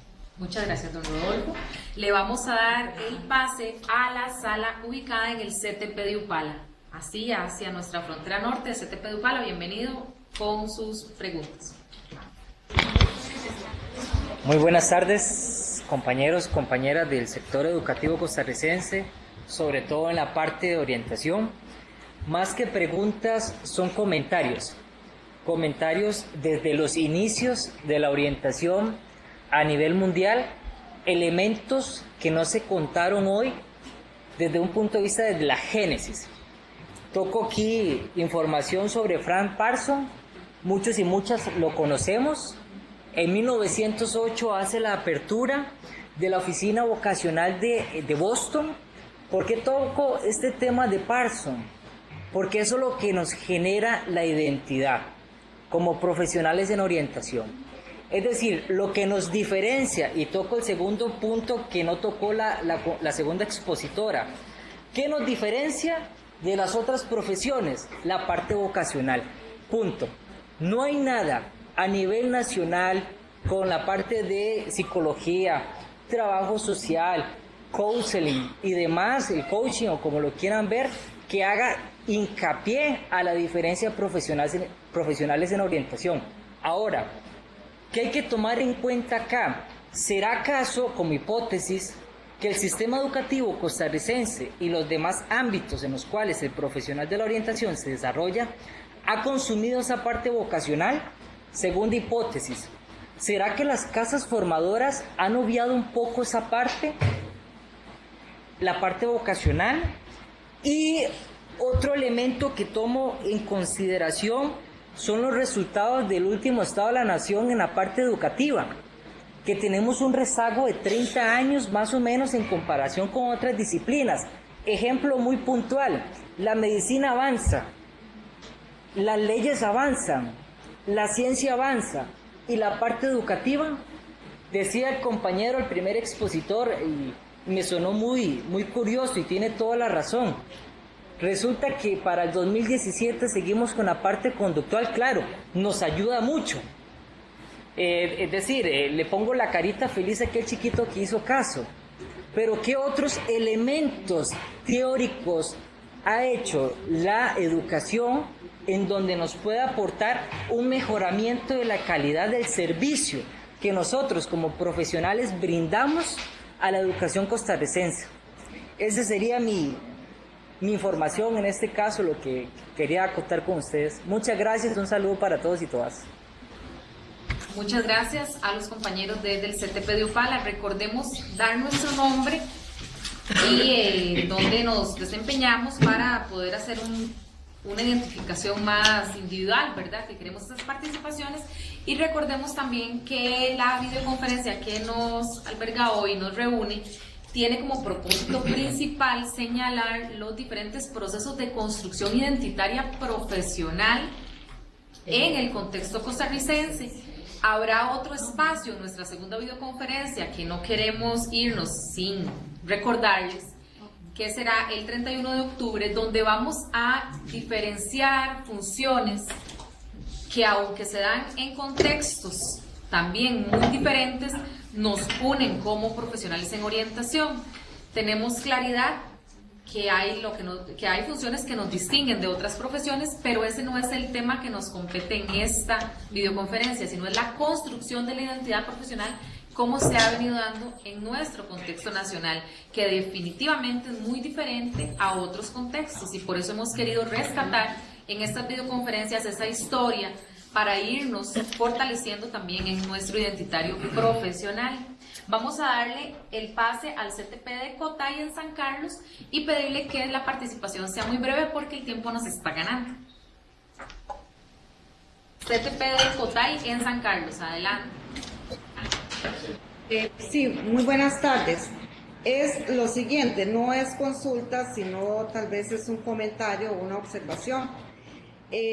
Doña Zoila Rosa nos habla de la importancia de evidenciar nuestro trabajo, de nuestra identidad profesional, o sea, nuestra parte individual, así lo pienso yo, cómo actúo yo, cómo me desarrollo como profesional y qué identidad he creado. Pero cuando trabajamos en equipo, cuando somos un departamento y no soy solo un orientador o orientadora en una institución, es importante que ese equipo también cree su propia identidad, porque si no pienso que estaríamos fomentando también aquí esa pérdida de trabajo en equipo y el trabajo individualista. Entonces es esa observación. Aparte de mi identidad profesional que debo crear, también tengo que crear una identidad como departamento y como equipo, lo cual obviamente lo que nos va a identificar ante la institución y crear un rol de cómo se va a desenvolver ese equipo dentro de la institución educativa. Sería esa observación. Muchísimas gracias. Al respecto, si alguno de los dos expositores quiere referirse tanto a este comentario como al de la sala de UPALA, yo quisiera hacerle una observación al comentario que acaba de señalar la compañera. No creo que sea una identidad por departamento, una identidad, porque empezaríamos a segmentarlo mucho, ¿verdad? Es ¿qué soy yo como profesional, como persona, como profesional y como orientadora en mi quehacer, como componente de este bloque de profesionales de la orientación? Cada uno de nosotros tenemos nuestro propio criterio, igualmente tenemos nuestra propia identidad. Entonces, esa construcción de partes hacia un conglomerado, un bloque más fortalecido, pero no es que es una identidad para este pedacito, identidad para este otro pedacito. Ahí lo que saldrían son las voces institucionales, en este caso las voces de los grupos. Sí, yo quisiera hacer un comentario a ambas participaciones y efectivamente concordar con la participación anterior, con el grado de detenimiento que hay en el proceso educativo. es efectivamente el aula escolar que se desarrolló en Austria a fines del siglo XVIII y en Alemania a principios del siglo XIX y Francia posteriormente es la misma salón de clases que tenemos hoy en día. Lo único que ha cambiado es que ya ahora la pizarra es acrílica, pero igual los pupitres siguen igual, los estudiantes y las estudiantes viéndose las nucas, como decía Freire, de su compañero de adelante. O sea, nada ha cambiado, nada ha cambiado. Por otro lado, habría que decir que hay otros procesos que tampoco han avanzado mucho. O sea, los instrumentos quirúrgicos, no el equipo, sino los instrumentos quirúrgicos manuales en medicina siguen siendo los mismos que hace un siglo, ¿verdad? Pero esto no nos importa. La preocupación aquí es el sistema educativo que estamos haciendo. Y estamos formando docentes en el modelo constructivista para que vayan a dar cátedra. O sea, eso no es posible, no hay mayor disociación que eso. Por otro lado, en la segunda intervención me parece fundamental ese señalamiento del trabajo en equipo como una competencia fundamental en la orientación, ¿verdad? Porque pensamos mucho en la orientación desde el punto de vista de la asistencia o el acompañamiento o el apoyo individual o al padre o a la madre de familia, pero este trabajo en grupo nos abre esa posibilidad también de intervenir al personal docente y al personal administrativo de las instituciones educativas. O sea, yo creo que en ese sentido habría que preguntarse desde la construcción de la identidad profesional, ¿qué podemos desde la orientación aportarle a nuestros colegas en nuestras instituciones laborales? Muchas gracias, son dos grandes retos que tenemos, ¿verdad? Seguir construyendo, seguir validando los procesos grupales y seguir trabajando para el beneficio de las instituciones como población global, ¿verdad? Y no solo como población individual. Tenemos otra pregunta acá desde la Regional de Desamparados para doña Zoila, que nos dice así, Tatiana Castro: ¿cómo considera usted que podemos hacer para que orientación sea reconocida y valorada? ¿Y qué elementos tenemos que defender de nuestra disciplina? Al responder esta pregunta vamos a ir pasando también a la sala de San José Oeste para ir cerrando las participaciones, porque el tiempo ha avanzado bastante. No vamos a poder tener muchas réplicas porque también queremos que nos evalúen y que descarguen el código QR. Pero vamos a darle la respuesta a doña Zoila y luego pasamos a la sala San José Oeste. ¿Qué tenemos que hacer ¿Qué podemos hacer para que orientación sea reconocida y valorada? ¿Y qué elementos tenemos que defender de nuestra disciplina? Bueno, dentro del tema y la presentación que yo hago, hablo bastante de la negociación significativa, que es clarificar qué es lo que hago, qué es lo que hago y qué hago con eficiencia y qué resultados yo doy del quehacer que hago. ¿Esto para qué? Porque en orientación al principio señalaba que generalmente orientación existe desde hace 50 años o más, pero no tenemos muchos resultados para demostrar por qué somos necesarios y qué pasaría si nos quitan. Entonces, solamente dando resultados y productos de nuestro quehacer, podemos ir determinando y diciéndole a la sociedad con responsabilidad social, valga la redundancia, que orientación sirve por esta y esta y esta razón. ¿Y cuáles son las razones? Simplemente la formación que tenemos es para atender al ser humano o a la persona con su contexto, que es algo que nos distingue. No vemos a la persona separados, sino que vemos el contexto y la persona y el contexto, para poder tratar a la globalidad de la población de manera eficiente, con resultados y dándonos a conocer con lo que hacemos de manera, ¿qué le digo?, válida, de manera científica, de manera, no de que yo diga hoy hice esto y que me quedó muy bien, sino de mayor socialización de nuestro quehacer a nivel nacional. Creo que por ahí doy respuesta. Muchas gracias, doña Zoila. Vamos entonces a darle el pase a la sala San José Oeste para escuchar sus consultas y si tienen también algún otro comentario, y si no, pues nos devolvemos a la sala central.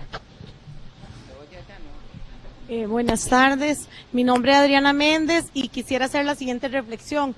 Se habla de la identidad profesional en dos áreas, según Solari 2015, a nivel personal y profesional. Obviamente el profesional de orientación tiene que creer en sí mismo, ¿verdad?, como un profesional de la ciencia social, en donde se acoja la ética profesional para hacer su función, pero también respaldado por los diferentes actores, llámese en Colegio Profesional de Orientadores, sindicato, el MEP, las casas formadoras, y las cuales defiendan el quehacer de la orientación con prácticas realistas, asesoramientos, luchar porque el profesional de orientación tenga los recursos necesarios para poder hacer su trabajo. ¿A qué me refiero con esto? Bueno, que el orientador no tenga aulas ecológicas, ¿verdad? O sea, en las zonas verdes, en donde tenga una aula, donde tenga los recursos tecnológicos para poder ser un orientador innovador, un orientador que pueda trabajar con sus estudiantes en laboratorios en donde ellos puedan tener acceso a la tecnología que ahora se ha hecho tanto lanzamiento a nivel del MEP. Porque resulta que se nos pide que seamos eso, pero ni tan siquiera tenemos aulas, muchas veces profesionales trabajando sin oficina. Entonces creo que es una labor titánica la que tienen que hacer todos los actores y creo que cada orientador, desde su ética profesional, desde su quehacer orientador, podría hacer mucho para lograr la identidad profesional. También quisiera mencionar que doña Zoila menciona que la construcción de la identidad es bien formada, mientras que el sociólogo habla de la subjetividad. Yo creo que nosotros en nuestra experiencia profesional vemos que la identidad se construye desde antes del nacimiento del ser humano, porque nos toca atender situaciones y referir a nivel de psicología y de psiquiatría de situaciones que se identifican fueron y que afectan a las personas, al ser humano, desde antes de la concepción. Entonces deberíamos decir que toda la construcción de la identidad se dará durante todas las diferentes etapas y transiciones, y que los chicos tienen diferentes crisis y que ellos están en la búsqueda de la identidad, ¿verdad?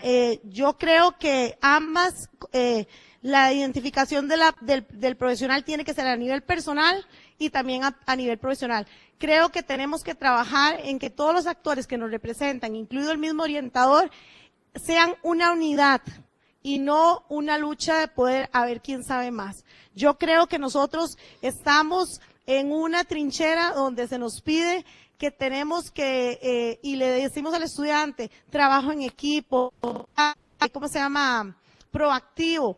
Entonces nosotros también tenemos que empezar para construir nuestra propia identidad. Ahora, yo creo que una de las deficiencias de la educación costarricense, como en muchos países, es que nosotros nos venden todo de afuera. Y hay la falta de creatividad y de poner las políticas educativas que sean atinentes a Latinoamérica y en este contexto a nivel social. Porque no es lo mismo un orientador en un CINDEA, en un colegio técnico, en un colegio público o un colegio privado. La educación es segregada y es diferente. Ahora, tal vez para aclararle al sociólogo, porque lo oigo cuando menciona que el orientador tiene que trabajar con otras personas que no sean solo los estudiantes. Nosotros trabajamos con padres de familia, trabajamos con profesores guías, con profesores de materia, hacemos interferencias con psicólogos, trabajadores sociales, psiquiatras, porque no todo en orientación se puede dar.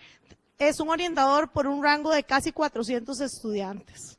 Y a veces hay profesionales sobrecargados con población. Entonces, si nosotros no tenemos esa también ayuda de los demás docentes o profesionales en educación, nuestra misión titánica que hacemos en orientación no podría salir adelante. Muchas gracias. Muchas gracias a la compañera Adriana.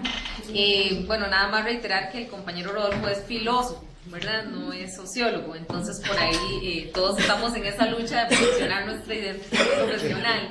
No vaya a ser que el compañero vaya a salir, ¿verdad?, con un daño ahí. Jamás.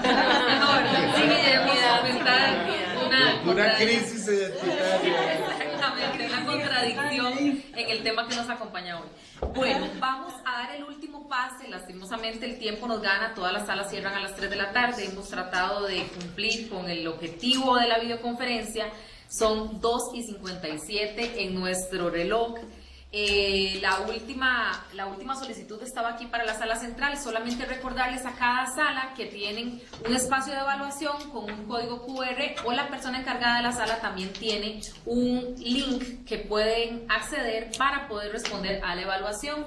Así que les solicitamos amablemente que lo respondan. Les recordamos la próxima videoconferencia, que tiene también un contenido muy valioso para nuestra profesión, 31 de octubre a la 1 de la tarde, denominada Aporte de los contextos laborales en la construcción de la identidad profesional. El objetivo de la misma no es conocer las funciones, es más bien realimentar cómo desde cada contexto laboral se ha fortalecido, se ha potenciado la construcción de identidad. Cómo aún sin algunos procesos formativos, nuestro contexto laboral nos demanda cumplir con tareas que son propias también de la orientación, que muchas veces desconocemos, que tenemos que adaptar a nuestra forma de funcionar para ver cómo ha crecido nuestro ejercicio profesional por esas demandas de los contextos. Entonces les invitamos a que puedan participar y construir entre todos y aprender de todo lo que estamos haciendo para fortalecer nuestra identidad. Le damos el pase a la última participante de la sala IDP con su consulta, y después de eso nos despedimos dándoles las gracias. Bueno, soy yo. Yo creo que más que una consulta me va a quedar como un cierre, entonces. Bueno, agradecerles un comentario y un modo de pregunta final, digamos. Agradecerles a los dos, agradecerles el situarnos como sujetos en movimiento, ¿verdad? Yo creo que rescato de los dos expositores esto de situarnos como sujetos en movimiento con capacidad de construcción, ¿verdad? Creo que es sumamente importante, y cómo este sujeto en movimiento nos va a permitir a nosotros esas claves para seguir pensando y pensándonos como disciplina y como profesionales dentro de esta disciplina. Entonces, agradecerles esos aportes. Y la invitación que nos hacen a construir mediante cuestionamiento, que nos hace doña Zoila, que creo que es relevante en el quehacer, avanzar esto que nos presenta como dado, estos dispositivos de control, hacia eso indeterminado, que es un espacio de posibilidades que está mediado por la incertidumbre, que muchas veces nos asusta como profesionales, pero que es parte de los retos. Y bueno, ese avanzar hacia el indeterminado nos llama a rupturas, como nos decía don Rodolfo, como nos decía doña Zoila, en relación al fortalecimiento de competencias, como aquellos elementos que nos podrían a nosotros permitir o ayudar a situarnos como sujetos de movimiento. Y ahí es donde viene el interrogante: ¿qué otros elementos, además de estos, nos podrían ayudarnos a nosotros a situarnos como profesionales en movimiento, y hacia dónde dirigir esa construcción que nos invitan ustedes esta tarde? 1 minuto para cada uno, si gustan hacer una réplica al aporte de la compañera, o bien un cierre en general. 1 minuto para cada expositor. Bueno, yo lo que diría es que lo primero que tenemos que hacer es crear nuestra propia construcción, o valorar, más bien valorar cuál ha sido nuestra propia construcción de identidad profesional, porque yo les decía al principio, quiero hacer señalamientos de lo encontrado, no quiero hacer señalamientos de lo negativo. Entonces, tendemos mucho a devolvernos hacia ahí. Si nos devolvemos hacia ahí, no vamos a construir nada. Yo diría más bien que es empezar a caminar por una línea que nos lleve a una construcción mucho más positiva, y como les decía hace un rato, demostrando más nuestro quehacer, con eficiencia, con eficacia y con validez. O sea, que nosotros, si logramos implementar estrategias metodológicas adecuadas, podemos trabajar de una manera mucho más, menos asfixiante y más nutridora en nuestro quehacer. Creo que por ahí podría ir el movimiento, unirnos más como colegas, como decía la compañera que lo presentó hace un rato, unirnos más desde una voz más homologada de lo que nosotros hacemos y cómo lo hacemos y para qué lo hacemos. Gracias. Don Rodolfo. Sí, yo creo que es particularmente importante entender que ese reconocimiento profesional pasa por espacios como este, por estar acá juntos hoy. y otro día, etcétera. Estos espacios son realmente importantes porque es aquí donde nos posicionamos como colectivo. Ahora, desde este posicionamiento como colectivo, me parece particularmente importante superar esa imagen de la inspección, la orientación como la inspección. ¿Y por qué se da esto? Porque vean que, de alguna manera, algo que yo planteaba era que se ve como la función principal desde la orientación, detectar lo anómalo. Y no, si vamos a trabajar acompañando en todos los ciclos de vida, entonces es acompañar a todo el estudiantado, por monstruoso que suene. No solo quien está fallando en las calificaciones, o quien no va a clases, o quien se escapa, sino también a todos los grupos, como colectivo, porque precisamente todos en un proceso de adolescencia y juventud están en crisis, por dicha están en crisis.